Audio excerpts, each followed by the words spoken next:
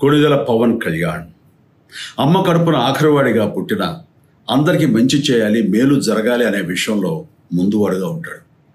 తన గురించి కంటే జనం గురించి ఎక్కువగా ఆలోచించే మనస్తత్వం నా తమ్ముడు కళ్యాణ్ బాబుది. ఎవరైనా అధికారంలోకి వచ్చాక ప్రజలకు ఏదైనా చేయాలనుకుంటారు. కానీ కళ్యాణ్ తన సొంత సంపాదనని కౌలు రైతులు కన్నీళ్లు తుడిచేందుకు ఖర్చు పెట్టడం, సరిహద్దు దగ్గర ప్రాణాలొడ్డి పోరాడే జవాన్ కోసం పెద్ద మొత్తం అందివ్వటం, అలాగే మత్స్యకారులు ఇంకా ఎందరికో తాను చేసిన సహాయం చూస్తుంటే ఇలాంటి నాయకుడు కదా జనానికి కావాల్సింది అనిపిస్తుంది. ఒక రకంగా చెప్పాలంటే సినిమాలోకి తను బలవంతంగా వచ్చాడు, రాజకీయాల్లో మాత్రం ఇష్టంతోనే వచ్చాడు. ఏ తల్లికైనా తన కొడుకు కష్టపడుతుంటే గుండె తరుక్కుపోతుంది.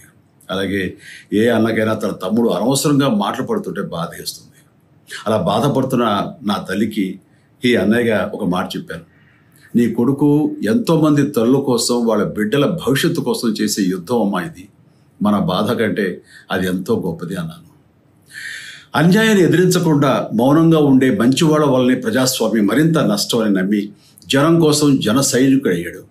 తాను బలంగా నమ్మిన సిద్ధాంతం కోసం తన జీవితం రాజకీయాల్లోకి అంకితం చేసిన శక్తిశాలి పవన్ కళ్యాణ్. ప్రజల కోసం, రాష్ట్ర భవిష్యత్తు కోసం ఆ శక్తిని వినియోగించాలి అంటే చట్టసభలో అతని గొంతు మనం వినాలి.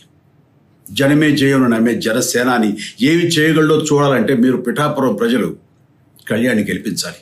మీకు సేవకుడుగా, సైనికుడుగా అండగా నిలబడతాడు. మీకోసం ఏమైనా సరే కలబడతాడు, మీ కళ నిజం చేస్తాడు.